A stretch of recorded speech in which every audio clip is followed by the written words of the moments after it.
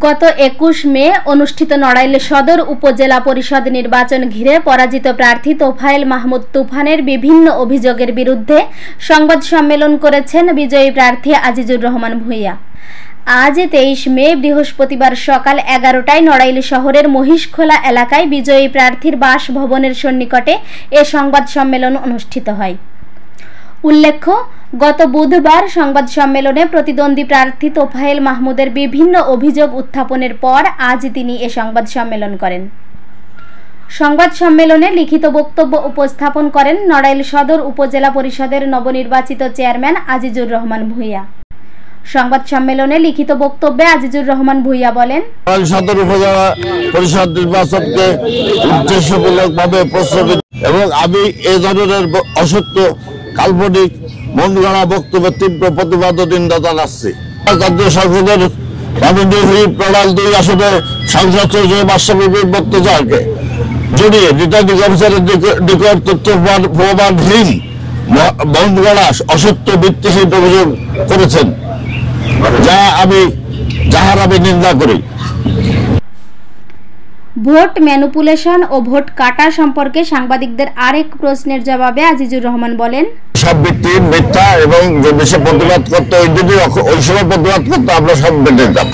সেই ইলেকশনে বর্জন করে ইলেকশনে বানিয়েছে, সবকিছু বানিয়েছে, তার ভোটার কোথায় থাকলো না থাকলো এই বিষয়ে সেই অভিযোগ দেয় রিটার্নিং অফিসার কাছে বা প্রিসাইডিং অফিসার কাছে, যে আমাদের বেরোয় দিচ্ছে।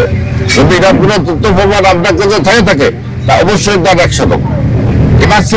আমার সেন্টার সীমাবদ্ধ, আমার এলাকা বাড়ি সাথে, আমার এলাকায় মানুষ অনেক উদ্বুদ্ধ। এটা তো দেখছেন 200 মোটরসাইকেল থাকলে 200-150 আমার মোটরসাইকেল, ইউনিয়নের মোটরসাইকেল। তাদের কাছে ইউনিয়নের মানুষ সাংঘাতিক সচেতন, তারা ভোট দিতে কোনো ভুল করে নাই এবং তারা উপস্থিত হয়ে ভোট দিলে মিডিয়ার লোক গেছে, ব্যস্ত দাঁড়ায় থেকে সেখানে দেখছে, দাঁড়ায় থেকে।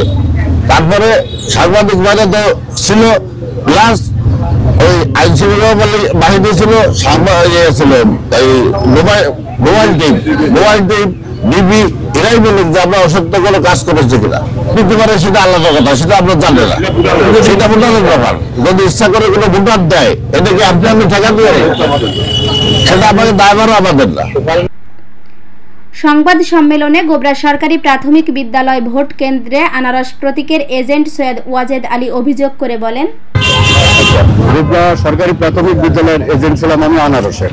আমাকে আগেই নিষেধ করা হয়েছিল যে তুমি এজেন্ট হও না, কিন্তু আমি কোনো কথা না শুনে আমি এজেন্ট হই এবং এজেন্ট হওয়ার আনুমানিক ওই দিন 12টার দিকে আমার বাড়িতে উজ্জ্বল শেখ, সাবেক চেয়ারম্যান, তার সশস্ত্র দলবল নিয়ে বাড়িতে হামলা করে।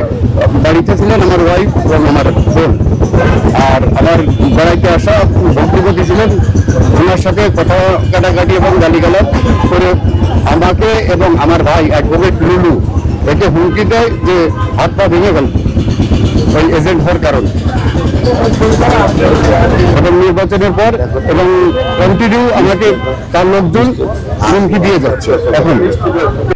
এ সময় অন্যান্যের মধ্যে উপস্থিত ছিলেন নড়াইল জেলা পরিষদের সাবেক চেয়ারম্যান আওয়ামী লীগ নেতা অ্যাডভোকেট সোহরাব হোসেন বিশ্বাস, সদর উপজেলা পরিষদের নবনির্বাচিত মহিলা ভাইস চেয়ারম্যান নাজনীন সুলতানা রোজি, মুলিয়া ইউনিয়নের চেয়ারম্যান রবীন্দ্রনাথ অধিকারী, বাঁশগ্রাম ইউনিয়নের চেয়ারম্যান রফিকুল ফকির, কলড়া ইউনিয়নের চেয়ারম্যান আশিস বিশ্বাস, আউড়িয়া ইউনিয়নের চেয়ারম্যান SM পলাশ, শাহবাদ ইউনিয়নের চেয়ারম্যান জিয়াউর রহমান জিয়া, হবখালী ইউনিয়নের chairman Tipu Sultan, Bhadrabila union chairman Mohammad সজীব মোল্লা সহ বিভিন্ন ইউনিয়নের সমর্থকবৃন্দ। সত্যের সাথে শোষিতের পাশে 24 ঘন্টা। সৈয়দা চাঁদনী, নড়াইল কণ্ঠ ডেস্ক।